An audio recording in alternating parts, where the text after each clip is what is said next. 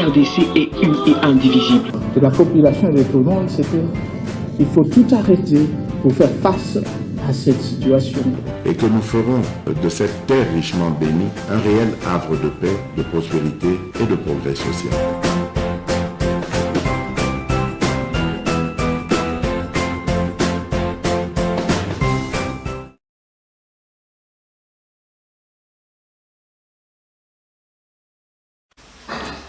Jambo yenu, jambo sana, mbote.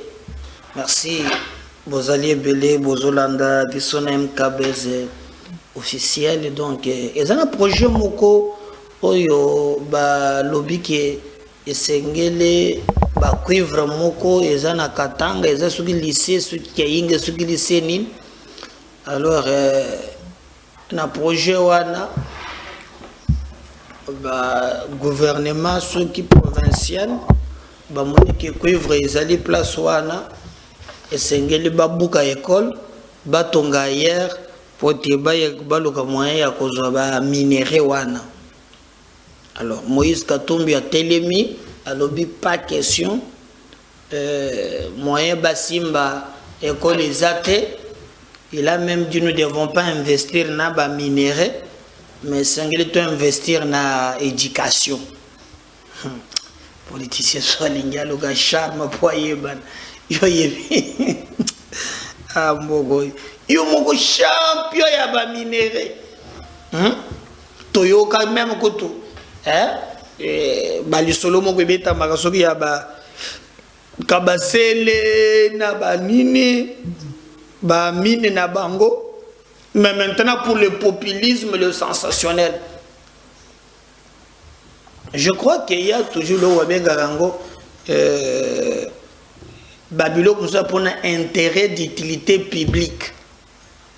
Si et seulement si, Bakoke ne déloge pas pour tuer l'école, mais juste en attendant, on a un bâtiment moderne, na site approprié.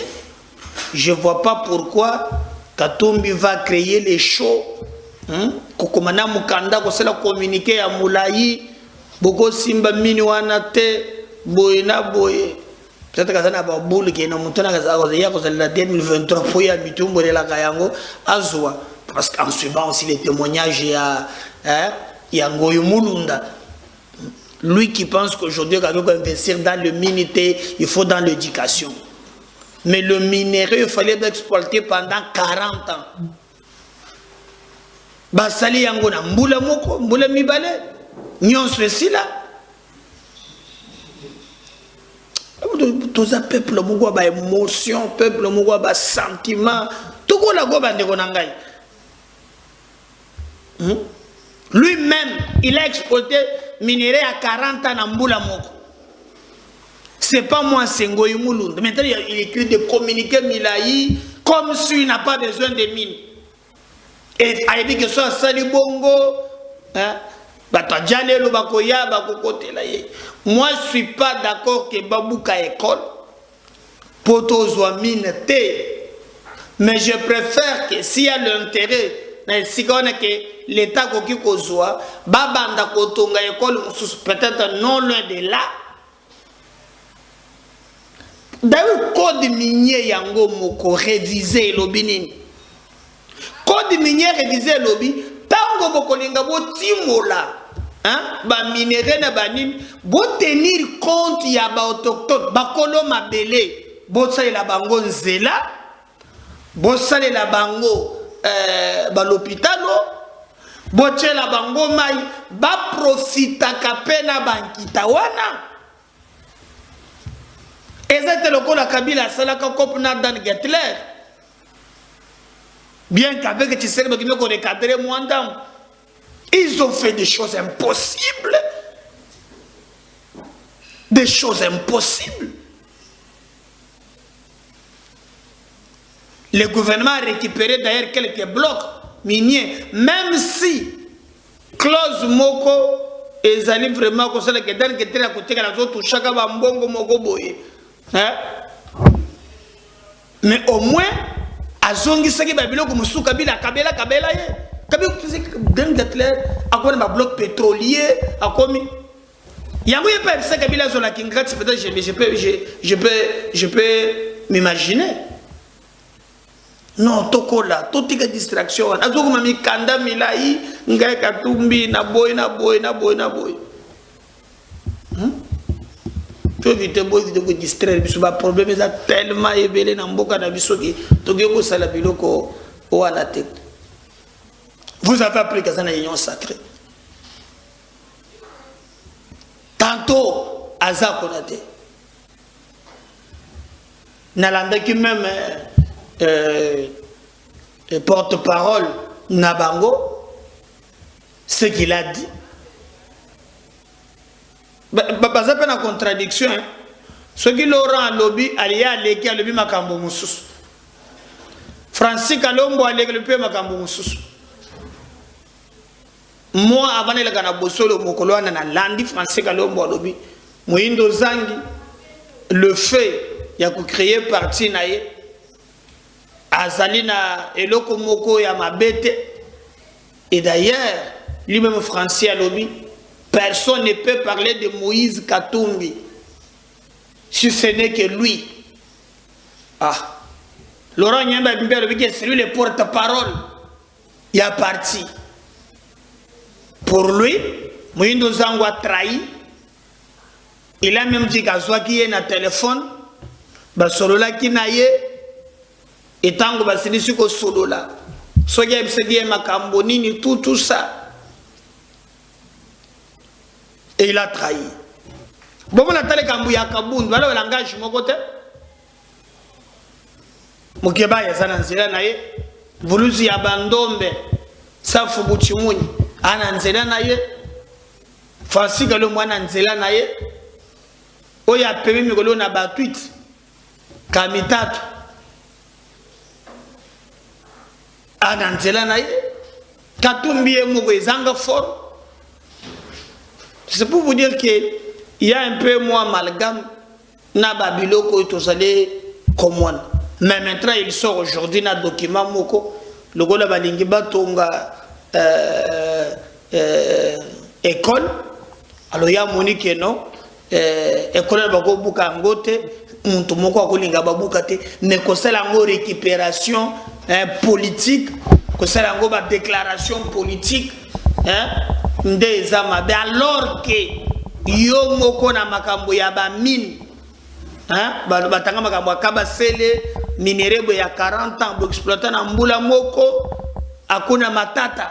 Balobi ke zole kanango bato bazotala bato kutu na jeta Lubumbashi bisingaka bandi koteka même na makala nyos. Alors pour éviter quand même ko distraire ba congolais ba problème ezali ebele. La société civile a auto exige au faire d'essayer de reconquérir le village occupé par les M23 afin que les habitants fuient les combats, regagnent leur village. Donc, Naruchuru kuna société civile est telemi. Basengi vraiment moyen yake basoda nabiso ba récupérer quelques villages pour ba Congolais oyo babimi mabele na bango bayeba na kozonga.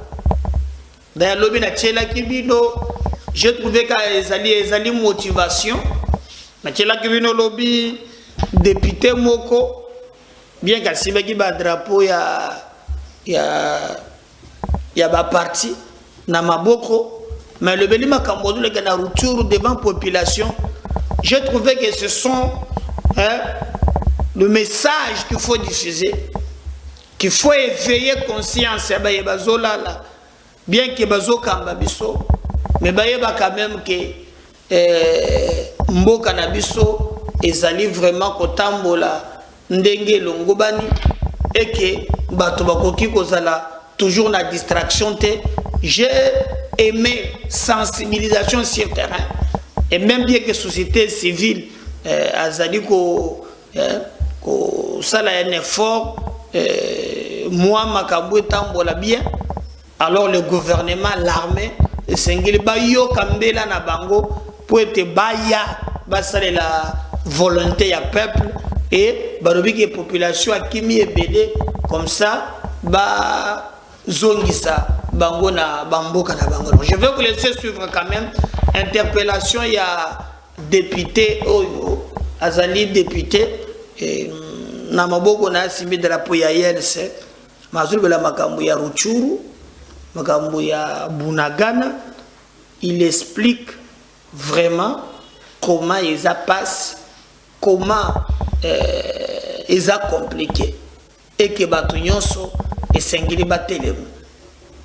Je pense même que c'est ça le message na moment oyo tozali koleke là oyo toza vraiment nango besoin parce que sans cela mabele na biso bazali ko envie yango na banguna tokiko kotikela bango ata centimètre, je dis bien centimètre à mon côté. Nous devons nous battre pour être Congo et Tigala Congolais, Ota vraiment Zambia Pesabiso, Rwandais, Tomonguna, Ana droite, Yakozo Mabele Nabiso. On les suit. On revient maintenant pour tout un problème. Il y a Zoé Kabila, ni. C'est vous sentir. Tout aussi un problème, il y a Zoé. Mais tout là, on va revenir juste après pour continuer l'émission na Bissou.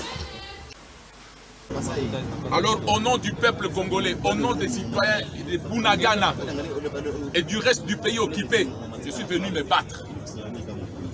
Qu'on n'oublie pas Bunagana, je vais parler aux autorités, s'il vous plaît. Le monde et la nation, vous oubliez Bunagana. N'oublions pas Bunagana. Bunagana est devenu un pays dans notre pays. Nous ne sommes pas d'accord. Politiciens, société civile, église, mouvement citoyen, tout Congolais de l'étranger et du pays, n'oublions pas Bunagana. Pas d'accord que des étrangers prennent une partie de notre territoire et en transforment en pays, leur État. Tout Kumbuke population à Bunagana n'est pas esclave. Il y a pas étranger. Nakama Bunagana tunaya chengine 1 mois, 2 mois. Mongina takamata parti moi Sud Kivu.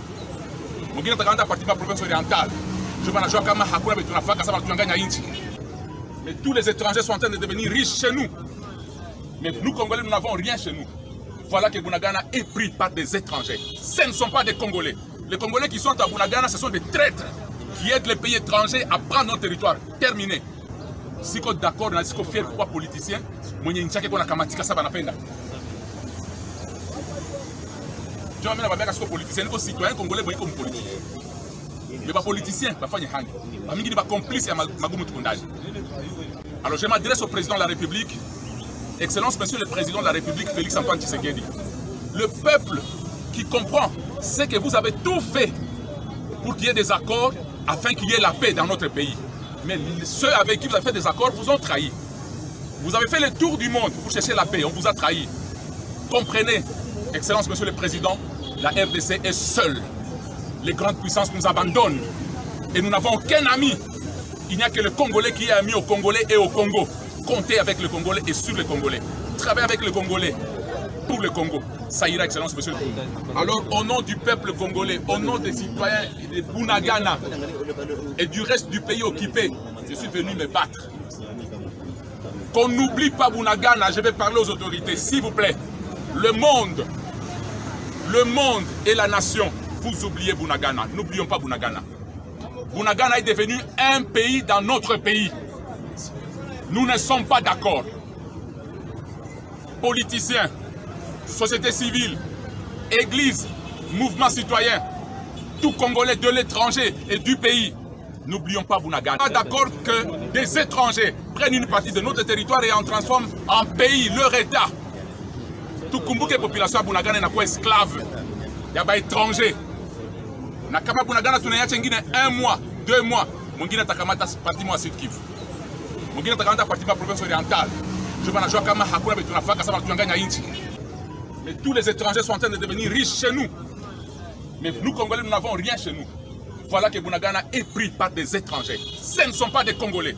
Les Congolais qui sont à Bunagana, ce sont des traîtres qui aident les pays étrangers à prendre nos territoires. Terminé. Si vous êtes d'accord, si vous êtes fier pour politicien, vous êtes fier pour Kamatika Sabanapenda. Je vais vous dire que politicien, les citoyens congolais comme politicien. Mais les politiciens, ils sont complices à Magoumou Tukundaj. Alors je m'adresse au président de la République, Excellence, Monsieur le Président de la République, Félix Antoine Tshisekedi. Le peuple qui comprend, c'est que vous avez tout fait pour qu'il y ait des accords afin qu'il y ait la paix dans notre pays. Mais ceux avec qui vous avez fait des accords vous ont trahi. Vous avez fait le tour du monde pour chercher la paix, on vous a trahi. Comprenez, Excellence, Monsieur le Président, la RDC est seule. Les grandes puissances nous abandonnent et nous n'avons aucun ami. Il n'y a que le Congolais qui est ami aux Congolais et au Congo. Comptez avec le Congolais et sur le Congolais. Travaillez avec le Congolais pour le Congo. Ça ira, Excellence, Monsieur le Président. Voilà. Viens nanga moko ndoke bisanga eleki. Mokili ya bato ya Nzambe kotutela ngo tolote. Na bandi comprendre te? C'est maintenant que je comprends. Mokili ya bato ya Nzambe kotutela ngo tolote. Et puis il y a les soins, même il y a ba oyo ba zaliko kamba, même na Félix. Oui. Les soins monnaie les kamona inabete na bini ya Zoé Kabila. Une fois vous avez pouvoir, prenez ce pouvoir pour servir le peuple. Congo est un royaume té. Congo est un bien privé. Je me souviens, na pasteur Moko Akimata ya Kabila,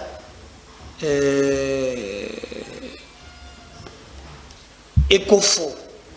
Atayaga Magamouya Lomomba Moko, il a dit vous les voisins, un jour, Congo goya fort. Nos enfants, bakote les mains, pour nous récupérer ma Béléwan. Boye ba Congo zo royaume te nazo insister. Ozana moi tant ya kosala saler la peuple. Pour lobby et kozala trop tard. Zoé Kabila azwaki ndako ya l'État. Ndako wana tango bango ba yena pouvoir, c'est ndako ya ba phase. Mokonzi moko ya phase azalaki wana tout ça. Aya abimisa ye na ndenge ya kosakana te. Et même les informations na yo kozwa balobi na kotangela bino bokoyoka. Pour conseiller ya ministre ya urbanisme habitat Yowana moto apesi ba révélation. Est-ce que boyeba kakena mboka na biso l'état za kana banda ko l'état za ka locataire? Yoke lengia mbogo yo l'état za locataire. Ah, okotambola okomona kakao. Banda kunyos, surtout na période ya Koko Nyangi Joseph. Ha! Mokolo ya Koko, quand Koko Nyangi est devenu ministre de l'urbanisme habitat. Bako kamatanda ko batiki bango boko bazumena ba poubelle ya libanda ba yeba bwaki kuna ba pakoli ba makala e komi na état moko ya kosakana te. Immeuble moko za face ya Natrawad Sozakom. Bangi bateka yango tsuki Félix azoka pouvoir te. Bangi bateka yango. Et maintenant batokomi koloba, batokomi kotomboka, oh bakomi kolande la famille ya Kabila, acharnement, tala makambo ebele. Mais le la TV za la radio te et que biso musala na biso eza ko pesa une information vraie. Togenda ko kondola, ko travailler pour na ko pesa bino. Nini ezali en réalité autour ya likambo one. Les conseillers politiques du ministre de l'Urbanisme et Habitat, Gilles Kidinda, a réagi ce lundi 22 août auprès de quelques médias après ce que le ministre Pius Mwabilu était indexé d'avoir déguerpi injustement Zoé Kabila, frère cadet de l'ancien président de la République. Pour Jules Kidinda, le déguerpissement lui avait été notifié depuis octobre 2021, car c'est un villa de l'État et Zoé Kabila l'avait acquis d'une manière frauduleuse. Nazoïd Kinde Malem, Montozo Loba Awa Maloba Oyo ezali conseiller politique, il y a ministre urbanisme et habitat, Kombo Naye Jules Kidinda, alobi ke bazali ko fonda Pius Mwabilu, ke ya sali ba règlement de compte, akeyi ko bimisa na ndenge ya mabe Zoé Kabila, Zoé la kakade, ah c'est bien, akeyi ko bimisa Zoé Kade ya Joseph Kabila. Jules Kidinda lobby ezali lukuta bapesa qui est notification ya déguerpissement na ye na octobre 2021 pona nini villa oyo Zoé Kabila azwaki yango na ndenge ya kuku, na ndenge ya moyibi, azwaki yango na ndenge ya solote. Banda octobre 2021, daibseki tata bongama otika ndako ya l'État. Ce qu'on a zokota na badete pour bazo kosa trop na likambo. Cette maison était occupée par la famille du général Kundo, ex-phase, qui a été chassé comme un chien en 2004 par Zoé Kabila. Tout puissant à l'époque est entré dans la villa de facto. Depuis, il n'a jamais répondu à aucune invitation de la directrice de la gestion immobilière de l'époque. Il n'y a aucun dossier de lui à l'urbanisme et habitat. C'est une villa de l'État et Zoé laissé. Cette villa était à l'époque dans les quotas phase. Il était impossible qu'on puisse la vendre. Donc, Moutouazalaki Nandakouana et Zalaki Général Kundo, ex-phase. Zoé a Benganaye Nandakouana en 2004. Chose grave, Zoé a dit Kalate, qu'on ne répondre à telle invitation, mon papa, au côté Nandakouana Ndengenin. Ya kota fanda na ye moyen zate banda 2004 à Bengana famille à général Kundo azalaki ex-phase parce que ndako wana na kota ya ba phase.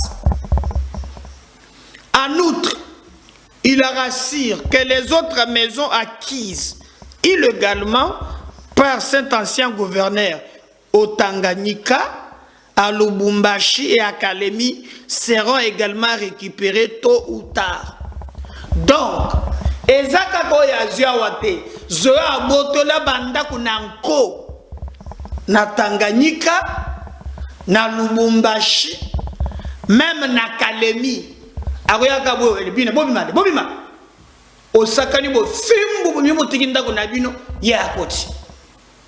Andori ya Kinshasa azapena banda kwa Lubumbashi, Tanganyika na Kalemi, oya zo ya yete ya leta to ya batu.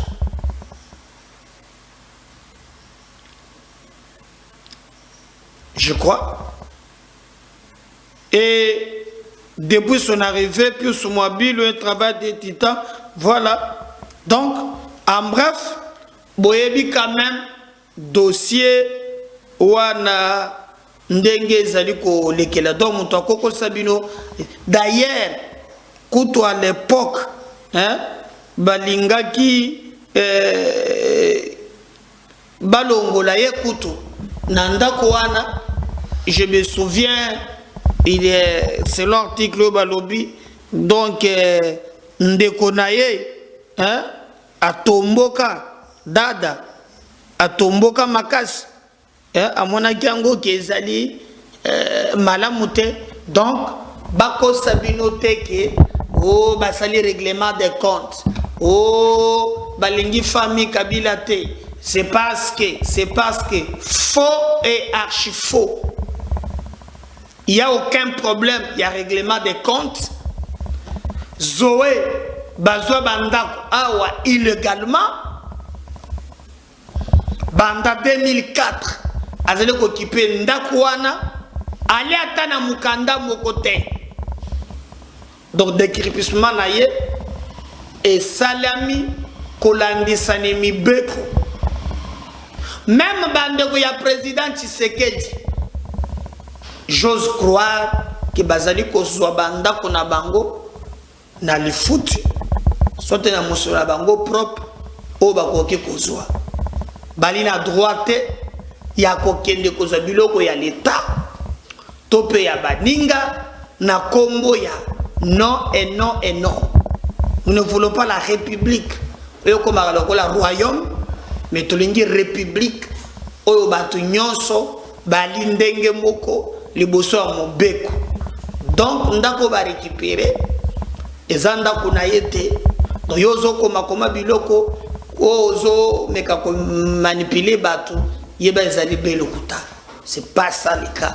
Donc vérité et koyebana na mikolo ezali koyaba ndeko nanga. C'est pourquoi chaîne oyo eza chaîne ya koyebisa bino vérité au lieu botikala na manipulation, botikala na intox. Il était grand temps qu'MK des officiels et fixa kabino na ba biloko o ezali ko sala ba rimer ba intox ba diabolisation. MK des officiels reste à votre chaîne au cœur de l'actualité, surtout pour vous informer à temps réel.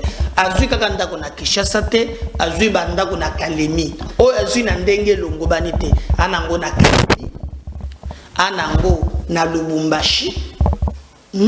Azaka na bandako, même na Likasi ali na bandako.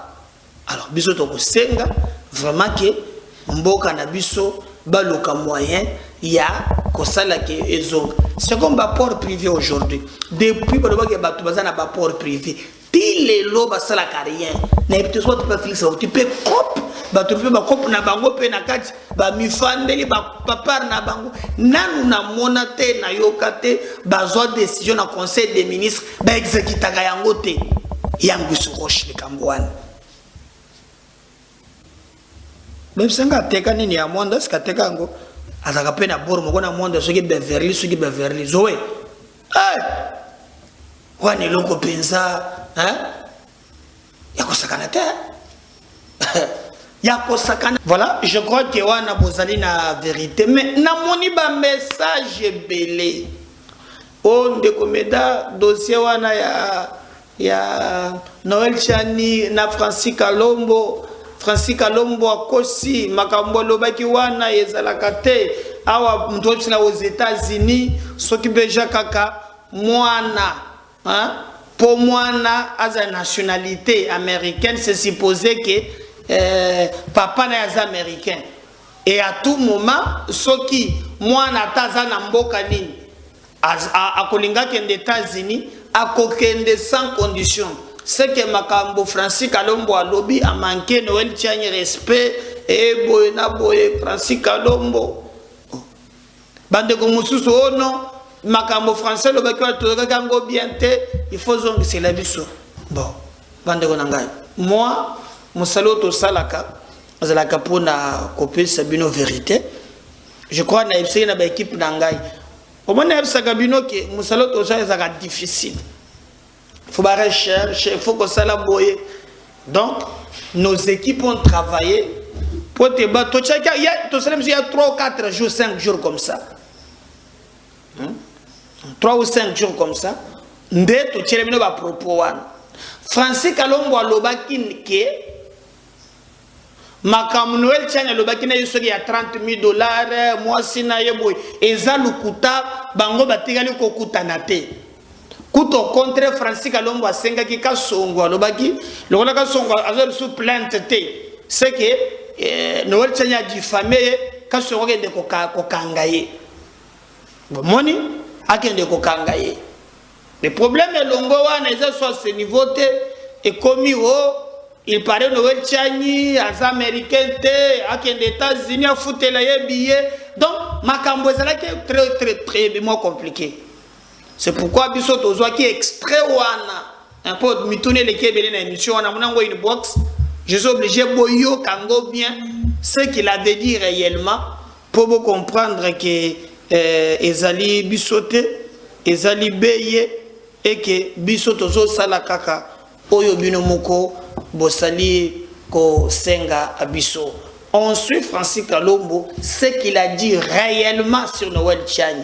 Bino bozana aux États-Unis pour me réagir alors pour te mettre pour polémique et aussi la tout autour il y a les cas polémique c'est polémique c'est polémique en tout cas on doit mettre fin. On suit ça. On va revenir juste après avec vous. La chaîne Nabino et la vérité, MKBS officiel, la voix des sans voix, pour te continuer ensemble, Nabino. On suit, on revient juste après. La référence pour Nabiso. Biso to aba doctrinaire vivant, on va tanga Nabiso, na domaine Nabiso. Article na domaine nae, aya na domaine musuti puisque azo BTZ en côté. Donc côté wana azo zobayo, ma yebi ke le kate puisque 220 à moins que ba modifier article 10 va changer constitution. Toute la constitution est à Sika. En ce moment-là, tu as la référence, nous appelons ça quand Mobutu, mais est-ce que Mobutu est comme une référence? Donc, on a perdu la constitution Moussoussou, les lopétons ont la constitution Moussoussou. Deuxième élément, Noël Tchanazo Kosa a otala la misu, que Ngaï na yamba ki mwasi na ye, ex ou mwasi na ye, na ye biete na yamba ete na kutana na ye, ta chamakolo na ye jamais na lupango na ngai. J'espère que Général Kasonga Lobaki, tu as besoin de ba plainte te po ba kangamoto. Pour Noël Tchani ko diffamenga awana ozela yepa samba kuna totala. Parce que comment yo mutu, moi j'ai l'impression que toujours il y a histoire d'Anton Robespierre, c'est-à-dire mutu a commencé à croire dans ma propre mensonge na. Donc na yamba été vu $30,000 au pays bon si on est président de la République lobby faut battre mais makabango na justice ba prouvaka. Donc Noël Tchani fa kendepe na justice a ko prouver tant on a pesa ki $30,000 wana et pas ya mwasi na ye. Pour natikala ko mona mwasi na été na fanda na été natikala pe ko pesa donc mbongo ngo batu ba mona ba chiffre kaka boye au balancer kaka na $30,000 boye naza na famille te ale nazui na ke ko pesa non na opéro $14,000 on peut lancer ba chiffre a otala yo na kati ya misu ma yebi na mutema na ye kazo kosa et c'était dangereux. Mais là on a la kosenga na Noël Tchani aya na plateau na yo aya kulakisa yo passeport na ye na visa Schengen na ye parce que moi si na ye wana tanga leke pa Pierrot aloba ki e question il faut ya vous répondre yo aloba ki moi na ya kende États-Unis te moi n'est pas kende États-Unis te mais alaxi bido passeport moi na américain akoma américain na magie nini réponse a pesa raté so botuni o ka zappé ba dans mon journaliste musa bana botuni longola cravate akimi ya lingi monologue débat boy contradictoire pas répondre na ba vraie question rien. Et moi j'ai des éléments. À l'accès au visa Schengen, maison Schengen et bien pas quand la bino j'étais à Bruxelles, j'étais à Paris, mais à côté il y a nini. Deuxième élément, elle a une carte green là, et pour ceux qui sont aux États-Unis, soit aux Américains, soit aux immigrés, par la carte à résident, à ce moment-là, le Soroana est bien. Bon, débattre na est bien, identifier. Mais oui, parce que dans la yebi, pendant qu'on a besoin de pouvoir. Ba voyage à l'époque. Na yebe mécanisme za ko salama, na batuya kabila le rwana po akota na abima. Na yebi. Dans un mutabanda oya depuis kala. Mais ça ko ya tanga kabila Noël Tchana ya kawat. Aposa ba azaro ya, ta za voyager ta ya kat. Ngane si to zo même vol a yebi, to solo la peine avion, to zo voyager yenanga. C'est vrai à la Guinée konga na Guinée business, mais ça c'est pas un problème. Mais on a voyagé avec lui. Na izongaki na sima na fandi na ye to soroli na pesa yepe ba conseil. To solo ande konanga. To solo la bien. Mais atika ndeko zoba batu a otala ba ona katia c'est très dangereux pour na muto aliga. Et puis avantage boko ye faye baga. Facho ya zomo na kanisi ke soka zobi facha osali non ayebi bien. Facha yebi Noël chani bien. Donc biloko na yango abusala pas fache ko tout la na beto ezongi. Et là te ke soka zobi nde ba pesi soke lo nidité. Azonga mutu normal. Et là ote parce que ayebi ba chuki na ye. Donc ici aya pour comprendre ba chuki ba voyage au toi ya. Hein? Après ça yo ba document na ye.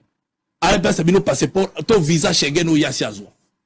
Ce qui maison Schengen yebi asi azwa visa à côté la période na visa Schengen abima na visa Schengen pas côté Paris à côté Bruxelles. Ce qui te makamuta raconta kana yaki na Paris na yaki na Bruxelles za lokuta. O parle ba na kenda ki États-Unis na sala ki za ya lokuta. Mais aya nango. Donc atikala nos en États-Unis. Tiens, voilà que sont 4 green car aux États-Unis. Afala les États-Unis. Bota bozora na vol bomando ke. Ya wana lobo na autant aux une vol donc ne Paris. To quitter na Paris. Muso suto suto zo les vol to zo uta Paris. Aya bi Sabino ayi na document nini. Aya ko like Sabino. Na bomaki na document nini. Parce que le moment que caché na ya sorti, na to ya entrée, na passeport na ya même date da oyanga. Parce que like Sabino. Ezalaki nini. Ce qui c'est azwa visa Schengen akende. Oui, mais balukisaki na poto. Balukise pour nini. C'est les États-Unis même so ka ligina futele biya ke les États-Unis. Kuna nde na ndibite ke a okende. D'accord côté so États-Unis. Na yebi ngote mais ayanga na après ko futela yebiye, hein, et pour akende États-Unis ke data ko pesa pour alobaki ana famille kuna. Alors pesa ta famille. Alors se concentrer pour na mboka uti mbushi. Na lobi hein. Na boité. Bon famille au boaki. Bible lobby boy pour yo toza yo asango. Voilà, j'espère que Bolandi, il n'y a pas encore les Kambouyako Mituna, donc c'était ça, en bref, pour na Mituna, na Bino Ebele, les Kambouango, Yango, donc ils ont les Kambou Moussouté, Yango. Merci pour la fidélité et la confiance. N'oubliez pas de vous abonner, ni de partager ces liens. N'oubliez pas de nous soutenir, parce qu'on a besoin de votre accompagnement. Car si le Seigneur ne revenait pas, Mohamed Arkan Kolongo, je vais revenir pour te continuer. Bye, monsieur Moussous. Bye.